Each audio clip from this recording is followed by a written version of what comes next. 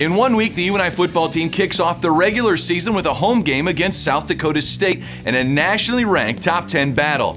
The Panthers are always known for having one of the toughest defenses in the country. Right now, we tell you which returners and newcomers are in line to make a play on the defensive side of the ball.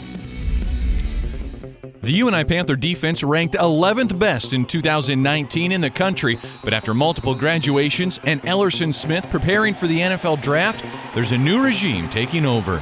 Just as in 2019, it starts with the defensive line, where UNI returns Jared Brinkman, Tim Butcher, and Bronte Wells. Those three combined for 13.5 sacks, but will be filling the void left by preseason All-American Ellerson Smith. That's where it all starts for us, is with those guys. And when you got a guy like Jared Brinkman coming back and Tim Butcher, two big bodies that can help you inside, and Bronte Wells has got some experience, was significant for us last year. You got those three guys to start with, and then a guy like Caden Hoftelling, who I think is going to be a really good player for us and a contributor for us. Was a contributor last year. Defensively, no matter what you do, you got to have those guys up front. And losing Ellerson was big, but we're happy for him, and the guys that we've got coming back, I think we've got experience there and feel real good about those guys.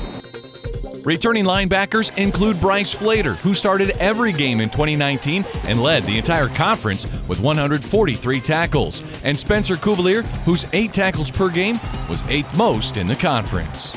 We got to have guys ready to play and play multiple positions, and you're going to have to play young guys also. We've got experience with Flater and Cuvalier, and they've done a great job leadership-wise. And also Riley Van Wy and Alphonso Lambert, those guys done a great job with our young guys because they never know when their number is going to be called. Omar Brown leads the secondary after leading the MVFC with 6 interceptions in 2019. The Panther defensive backfield may be one of the toughest at the end of the season, with a lot returning. We got some experience there with Omar. You got Austin Evans, who's played multiple positions. The big bonus for us is getting Corby Sander back. Corby didn't play in 2019 because of a knee injury. He's back and he's healthy and he adds depth back there. You've got to have multiple packages, and the more defensive backs you've got, the more you can do, and we feel like we've got some pretty good ones back there. The defense also adds some transfers that will provide a huge amount of experience to defending the passing attack. Yeah, secondary-wise, we added 2 transfers with Benny Sapp, transfer from Minnesota, who's done a great job. That name around here, his dad played for us back in the early 2000s, and DeMarcus Governor is a corner transfer from Central Michigan. Those guys have done a nice job, have been learning, and we've seen signs from those guys along with some of the younger guys in the secondary, Javon Brecky and some of those guys there. They've done a great job, and we're excited about them.